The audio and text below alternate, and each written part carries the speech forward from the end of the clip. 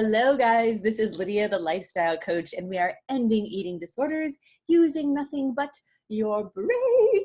And I am so excited to come to you today with an incredible interview of a woman that we love, that has just had such an impactful experience, and sharing it with you guys. And she is just so incredibly smart and accomplished, and just the kind of person that you would trust with anything. And I just love seeing these powerful women truly get free in the world, to be able to take all of their power and their energy and their goals and accomplishments and the things that they want to do, and be able to truly get them back so that that can happen. And I'm just so excited for you guys to meet her. So, in this journey, I want you to know, if you're listening to this, there is no doubt in being able to end an eating disorder. We've seen it hundreds and hundreds and hundreds of times. You've got to have the right things in place. You've got to have the things that are going to be a permanent change, and not just something that's going to be a Band-Aid on something.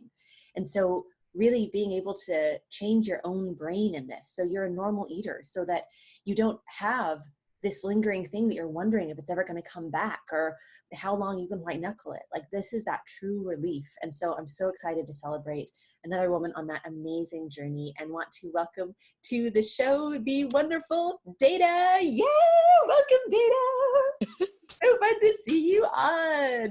Yeah, we all started with dancing. That's perfect. So I'm just really excited for everyone to get to know you a bit. Why don't you start out and just tell us a little bit about you, but then go into, how did this get started for you? Like, what was sort of your origin story of how you first saw the struggle with food happening for you?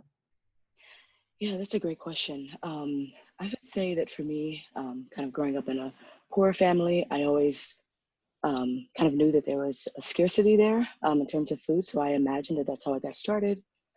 I would say that I started to go to the gym pretty regularly at around 12. I was very, very active in sports.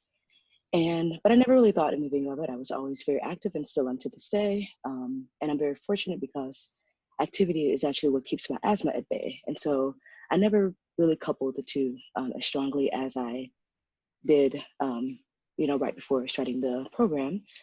But I would say that I just noticed it kind of starting to get harder and harder. I didn't know why. I would want to eat large amounts of food. It didn't seem normal, right? But I didn't really think anything of it. It was kind of, I just thought that this is just how it is. And I would just remember probably a year ago, long before I started the program, we were talking just among some friends, and I said, I would rather, because I was training for a half marathon at the time, and I just remember saying, like, I would rather run like 2 marathons back to back than to ever try to eat less, because eating less was just so much more difficult. I'd rather train for months on end than to try to eat less, because I just couldn't imagine that. And I remember hearing myself say that, and I think, oh, that's, well, probably should kind of think about that a little more. Yeah. And yeah. Data, what was that feeling for you that came up when you heard yourself say that? What was your sort of immediate reaction, or what was it about that scared you? Well, I already been experiencing just like a lot of stress, and I noticed that, the periods of very high eating would come with the high stress. And I thought, like, well, I can't, like, I'm already hurting a lot from training for this half marathon, and I wanted to do that. I didn't feel forced. But I just remember that over the years, my love of exercise and of movement, and knowing that I prefer to do it to kind of keep the asthma at bay, it was kind of being coupled so much with only to exercise more because I'm eating very large quantities. And I don't know, there's just something about that. I was like, I don't, if this is how I manage stress, and my body is hurting, and this is just, 3 months of training. I don't expect to train like this forever, but I will have to train like this forever if this keeps up. Kind of that feeling of, you're kind of between a rock and a hard place, essentially. Yeah. So, yeah. I totally appreciate that. Like, I know how scary that is to project out and be like, wait, if it's this hard now, And if it Exactly. gets worse as things get harder, it's like, okay, the more stressed I get, the more that I eat, the more that I eat, the more stressed I get, the more that I have to train. Yeah. Like, yeah. And I know that momentum picking up can feel really scary. So Yeah. yeah, tell us a little bit about how it evolved from there. Um, I think that's a good question. I think one thing I just noticed was that, I mean, I've always been a foodie, you know, I definitely enjoy food. And that's been something that I'm proud of almost, you know, and friends would kind of poke me for it, you know, in a very loving way. Um, but what I would say is it just starts to get annoying. Like I, um, I was just blowing through a lot of money mainly. I was like, okay, I have other financial goals I'd like to achieve, and this is not part of it. And I don't know, you're injured, like being a foodie and having issues with binge eating are not compatible. It kind of takes the joy away, you know, because it's like I can no longer really enjoy it because I'm like, I need to finish everything on the plate like now, and I'm going broke. It's just like it just wasn't very fun anymore. And I think for me, like I remember when I first considered signing up, I remember just thinking like, you know, there are other goals that I'd like to achieve, namely doing my PhD, and I couldn't imagine it would just be if this is how I'm managing just normal work stress now, and this is how I've managed other academic and work stress, I don't even know if I can do other things that I know I want, but that will definitely cause some stress if this is still hanging over. So it just slowly started to add up in a very, almost like a mosaic type way. It's just kind of like one piece here, one piece here, one piece here. It's kind of a very slow discovery. Yeah. And Yeah. I mean, Data, what for you was really the hardest part of having these goals that you wanted to accomplish, you know, getting your PhD and feeling so stuck in, well, I can't manage it now, so how could I do more? Like, what was the hardest part about that for you? I think the hardest part is mainly just, um, for me, it was like, it just takes a shift and like, okay, um, yeah, I don't know. Like, I think the first time I kind of thought I may have an eating disorder was like maybe a month or two before I started the program. And so it was like, like my frame of mind was not in a solution oriented state. It was more like, let's just continue to do the same things that we've been doing. Like exercise a lot. I am already good at that. That's fine. I can change my diet to be a little bit healthier, which I did. I did at a point and I felt really good, but then again, it becomes just harder and harder. I was like, oh, okay, if I eat more vegan, then I can eat as much as I want. You know, it's kind of like these types of things. And so you try to mitigate in these other ways, with all of the different things which you're all aware of, you know, diets, exercise, blah, blah, blah. And I think for me, it was that main shift of like, oh, snap, I might have an eating disorder. Maybe that's why this is an issue. And I don't know, I did some just preliminary research, but it didn't really sound like me because for me, it was more like extreme overeating, but it wasn't, I didn't identify with some of the other tracks, you know, which is fine, you know, it's just my Yeah. story, but it was just hard to determine like, why do I feel this way? Why do I feel this way? And because I felt this way since probably 12 or 13, it was hard to decide, okay, is this left over from, you know, childhood scarcity? Is this just because I like food? Like there was no, Yeah. I I know didn't that fit stuck into a feeling bucket like, enough. yeah, it's Yeah, like, okay, like I don't fit in any of these buckets and where is it yeah, yeah. from? And yeah, it's actually a really common thing that comes up is I love how you describe that Data as like a mosaic coming together, Yeah, because it's one of those things where, okay, well, this doesn't feel normal and this doesn't feel normal and this doesn't feel good and this is getting harder. And but then we go to a place where we just try to adjust, right? So exactly. a good example is, I mean, if you've got a toothache, what do? You start eating on the other side, Yeah, right? It's like, we don't yeah, say like, oh, let's fix it. Okay, well, it hurts over here, so let's do this.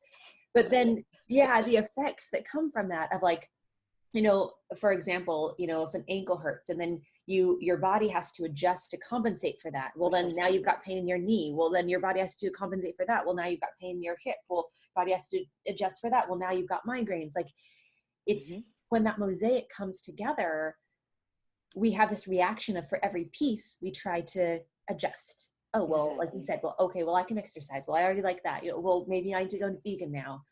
And that overwhelm that happens when you look and you're like, this is not manageable. Like for every piece that came into this mosaic, my life just got harder.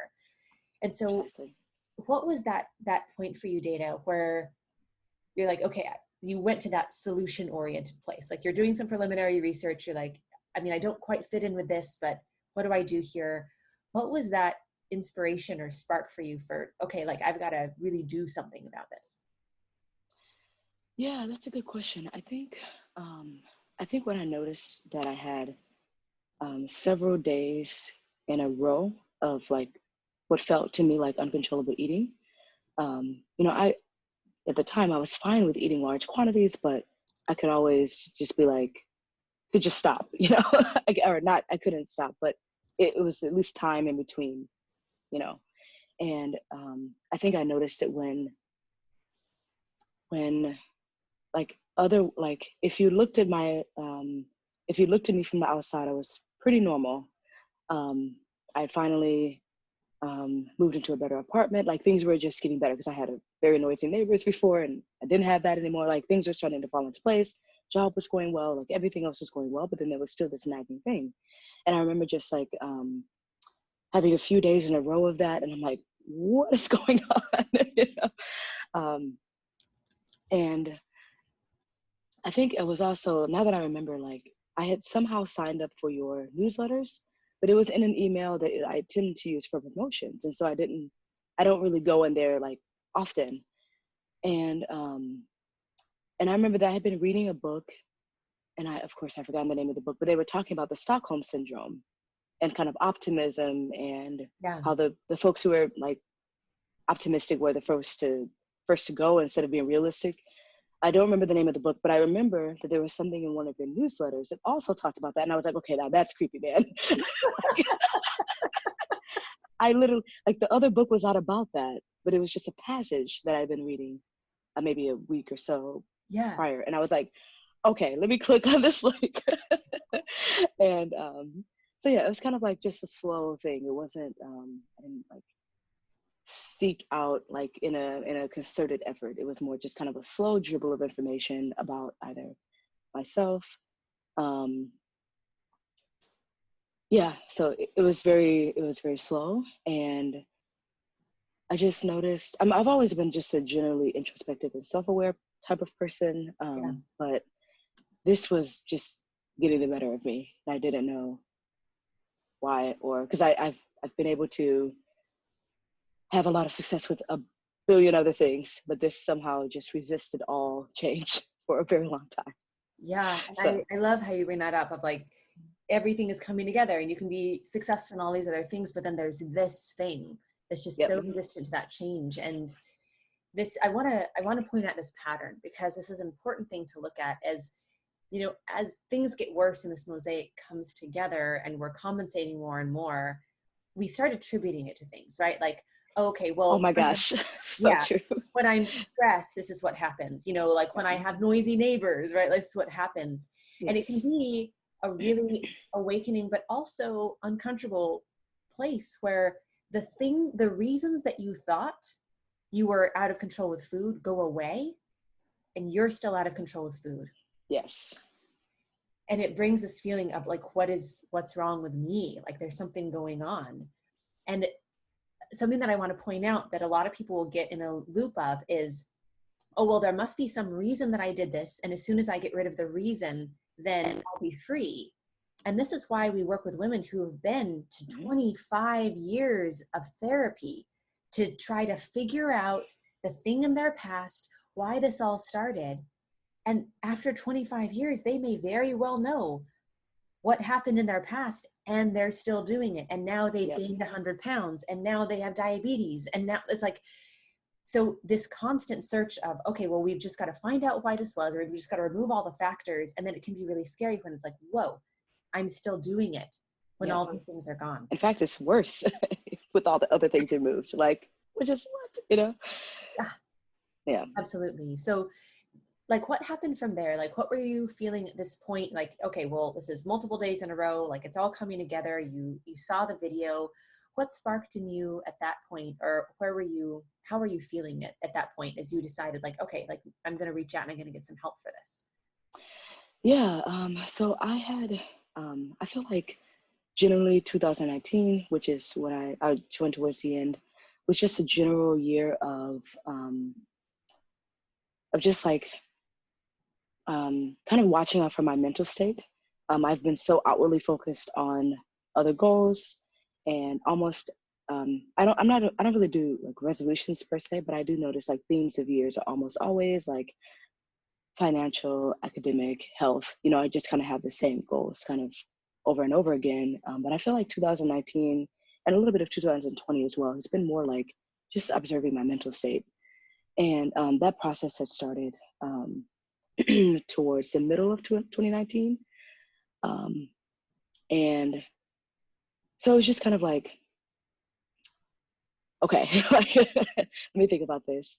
And I do remember like watching a few freedom stories um, and just starting to look into like binge eating specifically. And that started to, I was like, okay, that's starting to make a little bit more sense. Not the list of symptoms, but kind of the, you know, what you should look out for. I was like, okay, I'm seeing a few, I'm seeing a, because I've been looking at other things, like other mental, like therapy type things and thinking, okay, no, those are not fitting, but there were at least more boxes of the binge eating and overeating that fit than some of the other things. So I thought, okay, you know, and then I started looking at some freedom stories. Again, this is all just kind of random. There's no like straight Yeah, it's all arrow to coming this. You know? together. Yeah. It's just one day I'm looking at this, another day I'm looking at that. And I don't know, I think there was something about, I tend to like, I tend to gravitate towards, even though I'm very scientific in nature, I tend to gravitate towards things that are like slightly counterintuitive at first glance, because I feel like that's where the best science comes from. It's not the Yeah. average thing where you're like, you know, and obviously how had that worked, you know, not at all. So I thought, okay, this is kind of interesting because it's almost like it's neuroscience and how you think. And I've always been a big proponent of like your thoughts here, you know, like what you think is what you say and what you say is what you do, and kind of these things are a loop. And so there were like those tenets of the program that I was able to glean from other people's experiences as well as from your materials. And I thought, okay, that is making more sense now. I didn't know any more details than that, but that kind of made sense, and it was something that I was willing to try, instead of like the more quote unquote standard approaches, because I'd already done the diet pills, the complete diet changes, which I'm very happy about my dietary changes, kind of like removing, you know, like food that was not making me feel well. But it wasn't enough, you know, it just gave me more license to continue eating larger quantities because I was like, oh, they're all healthy. And so like all of the things that I had been doing were not effective. And so it was kind of refreshing almost to see something that at first glance seems counterintuitive, but in fact, it's very logical. So it made sense. Yeah. Yeah. Beautiful. You know, a principle to look at here is, I just want to say just how much I honor you, and huge congratulations, Data, because this is really best case scenario to look at what's happening in your life and to be proactive about like, okay, I see that I have a problem. I'm going to fix it. I'm going to take the best approach that I see is making sense, because with human nature, and there's no judgment, but a lot of times this is what the path ends up being, is we are only upset when people treat us worse than we treat ourselves, right?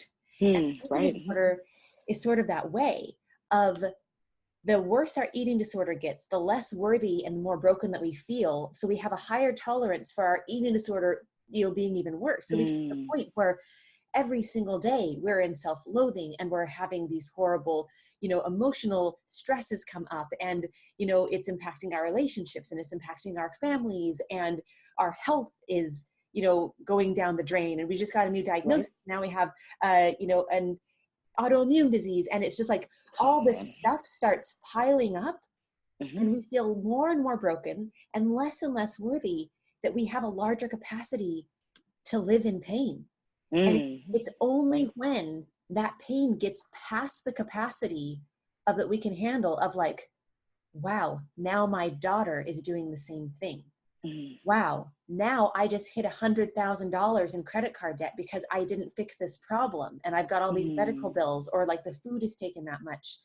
And then it's like, this has to stop. And so what I really want to honor in your journey, and what I would encourage anyone who's struggling with this, is as soon as you realize it's a problem, fight tooth and nail to get it fixed and get the highest quality help and what you need, because your eating disorder will never get easier, and it will never take less from you. It just keeps on taking more and more and more. And there will be a point where you can't be fixed. And so I just want to honor you in this journey, Data, because it's like, okay, like you saw the problem, and then there was here and there, and then you were like, hey, let's just fix this because neuroscience is cool and I know it's gonna work. And like, yay. So it's awesome. That's like a clear sign of a very intelligent woman. Like, you're like, got it done. Thank you. So love it. Okay, so Data, anything else that you want to talk about in really, how it felt to feel out of control with food, or, see these things piling up? Like anything else that you want to express, and just what it's like to be controlled by food? Yeah, it's very weird. It's just weird. Like there's this, I had a thought, it went away. Because it was a slow onset for me. And I remember, I remember with my first breakthrough session call, that was really the first time that I said out loud, I have an eating disorder. I have an issue with food. It was the first time I ever said that out loud. I had maybe, of course there had been rumination, thinking about, okay, maybe there's something there, but it wasn't really super clear. And it's just kind of interesting because like once I said that out loud, I was like, oh, that makes sense. Like it actually explains a lot of these behaviors. And I think that because it was just a slow thing, like because I've always been active, and so others didn't, I don't know if this is good or bad, but others, I don't think anyone would ever think that I would have a problem with food. They would just think, I just like food. And because I work out a lot, I'm, knock on wood, I'm in very good health other than severe asthma, which I've managed to keep under control with exercise. I don't think anyone would ever have attributed those behaviors to any kind of issues with food. They would just be, oh, she likes food. And, she works out all the time. So, I mean, I don't see what the problem is, Yeah. And I just remember that, I remember in my first breakthrough session, as well as like just mounting evidence from all the freedom stories, which is the scientific method, right? You're like, okay, I see more stuff. This is good.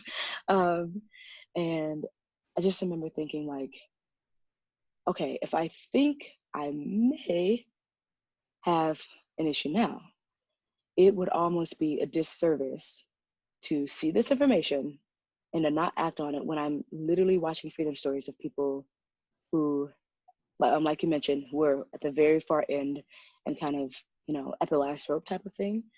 And I remember that when Emily was speaking to me on the breakthrough session, she was just mentioning that like some just crazy, very sad situations that she had encountered and talking with people. I mean, people who've had, like you mentioned, just a lot of credit card debt from this disorder, or limbs amputated because of diabetes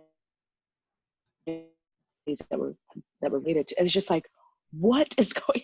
I was like, oh my gosh, okay. So it would almost be a disservice to the hundreds of women. That's how I thought of it as myself. It would be like a disservice to not, even though I'm very early, I had not, launched off the deep end of this. It was like,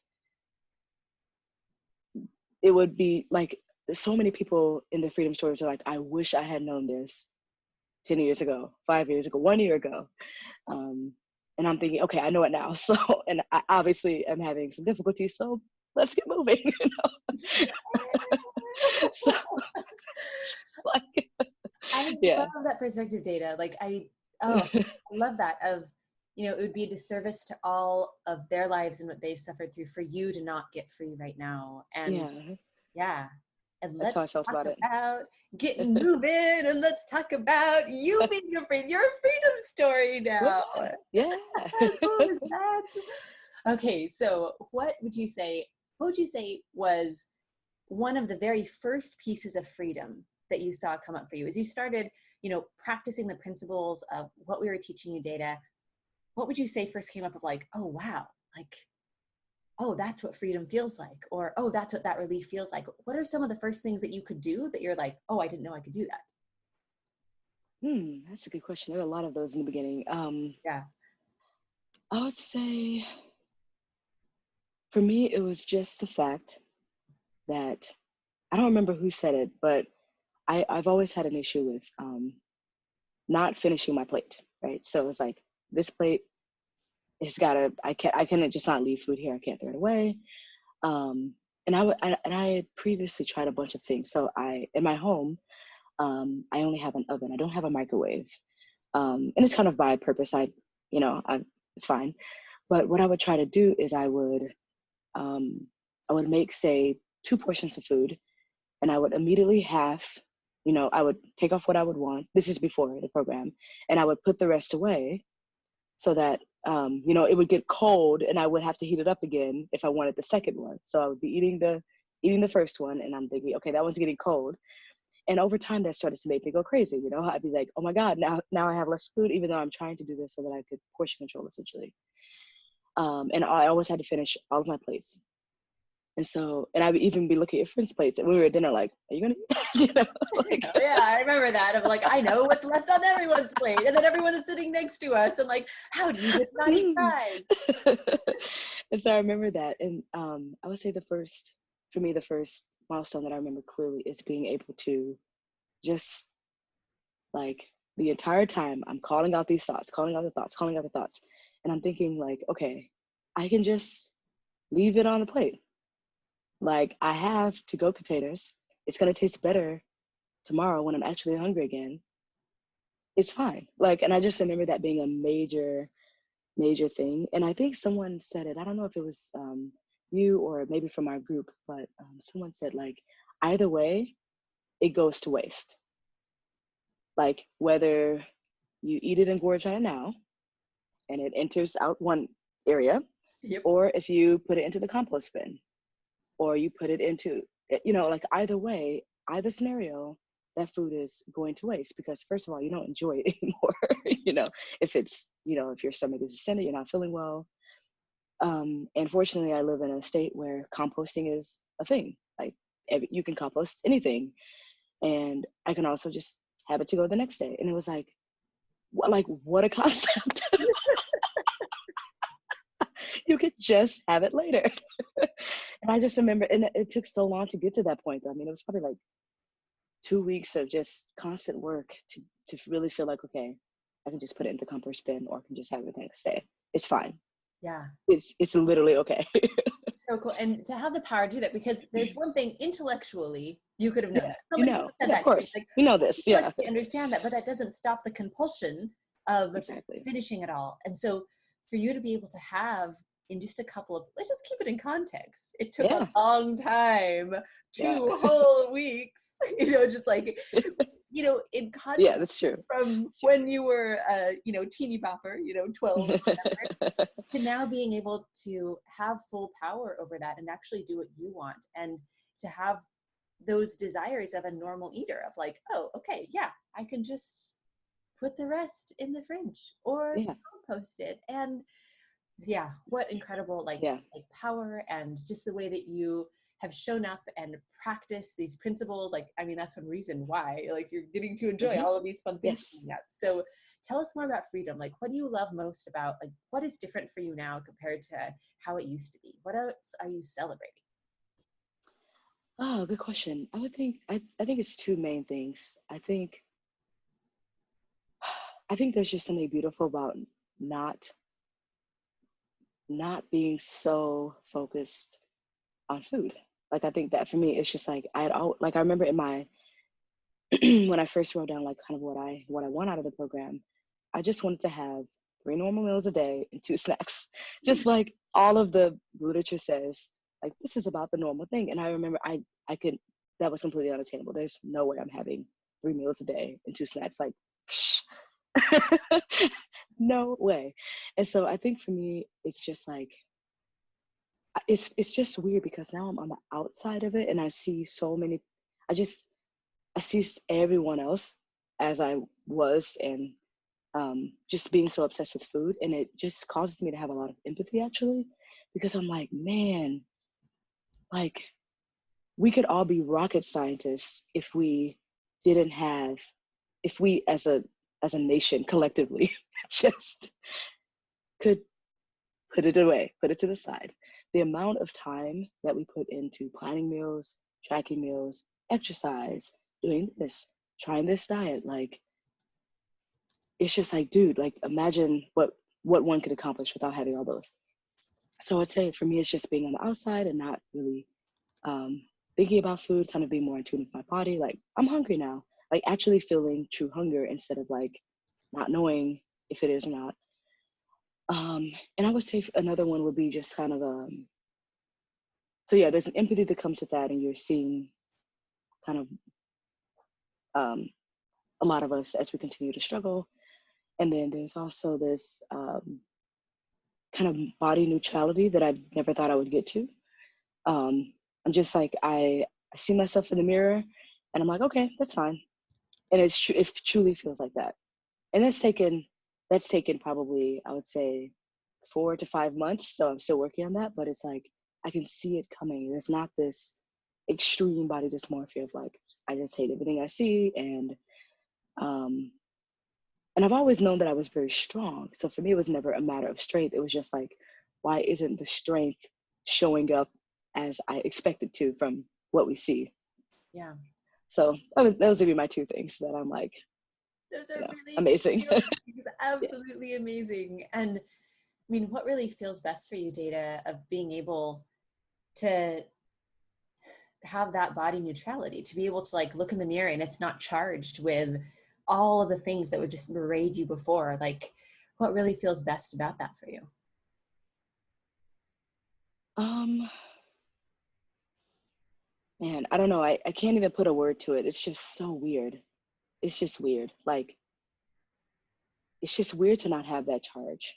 It's just, and it's funny because I think in the beginning I thought, okay, if I don't feel if I don't feel that charge, that means that I'm just going to, I don't know, gain 50 billion thousand pounds and I'm never going to work out again.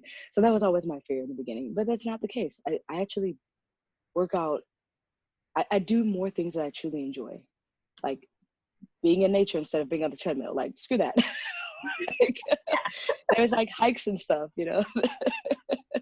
There's just like all this cool stuff that I think that I would have eschewed that because it didn't burn enough calories. It wouldn't do enough. And I'm like, a 16-mile hike, I think that's enough, you know. But I mean, if I looked at it in the context of I need to make my body look a certain way, then that would just not have been as enticing. Yeah. So I just I don't there's not a word I can put on it. It's just so weird. And it's not only that I have body neutrality for myself, but I also have it for others, which is cool as well. Because I remember just seeing thoughts go by and I'm thinking like, that's not what I think. Like, I don't think that thought about some other person who I've literally never met. Like, I'm a Black woman in this world. I know what it's like to have judgment passed. Like, what am I doing the same thing, giving that to others? And I just noticed those thoughts coming by. And now those thoughts, because I've feel more neutral about myself, I can feel neutral about others as well. And even celebratory, not just neutral, celebratory, which is cool.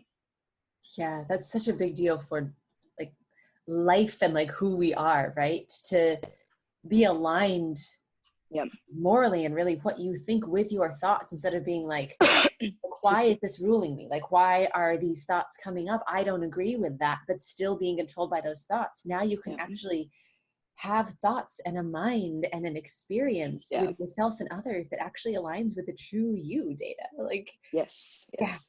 such a big It's deal. crazy. Yeah, it's crazy, It's wonderful. crazy. Oh, so many amazing celebrations. And just for fun, because I know that you mentioned it before, Data, how much would you say financially you were spending in like one day of out of control eating, just like how it was before? Like how much extra would you say that you Oh were my spending? God. I don't know, but it was a lot. Let's see. So I live in a very expensive city, and so um, yeah, I would say that like so, in downtown San Francisco, if your average meal is $15, I would almost buy 2 portions at every meal. Yeah, So maybe like that's a double lot your of food. thing. Yeah, Yeah. So I would have really. like all of my groceries at home, plus eating twice the average amount for a meal at work. And I remember one time it was so bad that I was eating 4 lunches a day, like four. So if 15 times four over many weeks, that's a lot of money. So that's in a day. And how many days a week would you say that that was happening before? 3 at minimum. Okay. Yep. I would try to bring my lunch, and I blow through that as well. Every now and again, we would have like caterers and stuff. So, it would relieve some financial pressure. But again, it would just actually make it worse because it's like, oh, now I don't have to pay for that. So I can just, you know, Yeah. and So I so just yeah, want to it's quite a lot of celebrate money. with you, Data. Yeah. When we look at that, even at minimum, not counting everything else, Yeah. that's $9,360 a year. So in the next 5 years, That's what do you gross. want to That's do with gross. your 47,000 extra dollars that you're going to give back? Oh man. Well, I like traveling and I want to do my PhD. So I've got those There dollars you go. earmarked, Boom. You've got it done. They're But ready. with all of like the freedom of who we are and the freedom of our thoughts and quite honestly the financial freedom of like Yeah. you have so many amazing things to do in the world, Data, and every 5 years to have another 50 grand to be able to, All right. instead of, yeah, like Yeah. you get to do the things that you want to do instead of just having that taken from you. Like, And it's like a slow drip. That's the thing. It's not like, it's funny. It's not paying for a vacation or like something up front. Like, okay, there goes 2K. Fine. It's like a slow drip. And I remember looking at my budget charts and being like, oh my God, but not being able to do much about it, So yeah. And that's it's one of pretty those cool. compensations that a lot of times we do. We stop looking at our budget charts. So it's Right? like, Yeah. well, I just can't handle this. I just have to do Woo. better. I just have to do better. So Exactly. again, like just like that intelligence for you to be able to see that and be proactive in that, Data, is just such a really beautiful quality that I'm so excited you get to have your PhD and serve the world and like, yeah, an intelligent, powerful woman just like making the world change and different. And it's a really beautiful thing. And I'm so happy that you have you back and just celebrating Yes. you to the nth degree. And anything else that you wanted to say in the way of celebrations? Man, I'm just very grateful. So thank you to you and your team for this amazing opportunity. I recommend that everyone at least give it a shot. Look into it, if only for yourself. That's so I mean, of beautiful. course, we can all make our own decisions, but I would Yeah. say just give it a shot. And I love that. I love that, that heart, like coming from that place where you're watching other freedom stories to now like being a freedom story, Data. Like I Yeah. love seeing that full circle. It's so fun. Yeah. And I'm Yes. just so thrilled. So anything else on your heart that you would want to say or share, or do you feel like our chat is complete? Let's see. Yeah, I'm just amazed at how unconventionally logical the program is. Yeah. It's not any like crazy, it's just being aware of your thoughts. Like at the core, like it's very simple. And I'm just really, really thankful for the power of it. and just kind of the complete self-discovery, because it's not only helped me with food, but I know a lot. And I've always been introspective. And so if this can help me to be even more in tune with myself and more appreciative of myself, especially because the world is not going to do it for us, right? I mean, like, it just really makes a massive difference. Just gives a lot more confidence, a lot more just general awareness, and like and being able to stand in your own worth and really believe that. I'm just for it. I mean, this is something that I've been always struggling with as a Black woman in the sciences, and like the world will not do it for you. And so this is one way for you to do it for yourself, and also tackle any food issues that you're having. It's just like mind blowing. Be there for a minute. So powerful. Data is so powerful. I think that is such a perfect message for this whole journey. It's like the world's not going to do it for you. Like, nope. Take up your power, fix this problem, like get you back. Right. Because the world needs you. And that's just so beautiful and important. Thank you for sharing your story. Like, love you so much. And it's just so fun seeing you get free. And what an amazing journey, and celebrating you all the way. And I want you guys to, know if this is something that you're struggling with, if you're seeing this mosaic come together of like, okay, well, there's this and there's that. And if you're looking at your life right now and this is getting worse, and you're saying like, okay, how on earth am I going to manage this after another 200 binges, after another year of this? It's like, right. It's never easier to fix this than right now. And just like Data was saying, it's like the principles to get free from this are simple, but you must know how to do them. That's why we exist. That's why we do what we do. There's a lot of things that we could do in the world, but the reason that we do this is because when you take the principles that actually work and know how to apply them to what's happening for you, so you can have full control over your life again, then you get you back. And you can spend the rest of your life trying to piece that together on your own. And if you're like, okay, well, I've tried that for 10, 50 years. If your way's not working, like, own that. Be proud of all of the work that you put in, and then get the help that you need to be done with this all the way. Because this is life that we're talking about here. So if you want to do just the same approach that Data did, is she actually signed up for one of our free breakthrough sessions. So you can go to lifewithlydia.com/apply, or you can just go to lifewithlydia.com. You'll get there. There's a button. We make it easy.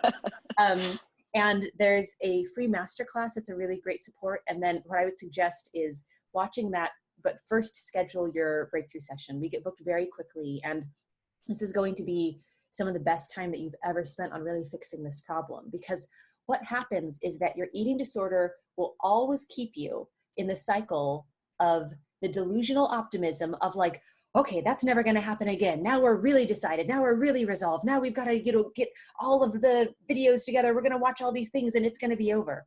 And then as soon as you go back into that cycle, then your eating disorder keeps you in the blindness of all of the shame and the guilt, and you're broken. And it will cycle over and over and over.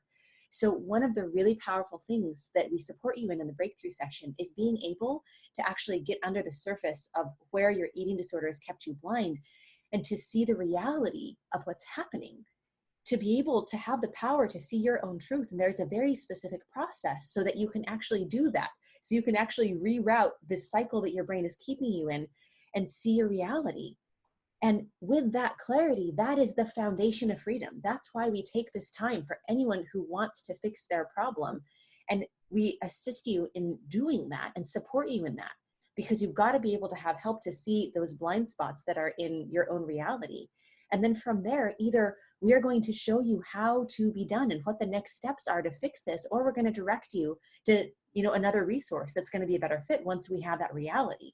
But this is about having more options in your life. This is about really having that hope and a place to go and to know what needs to happen, because you will always stay blind and in this cycle when you don't have that help.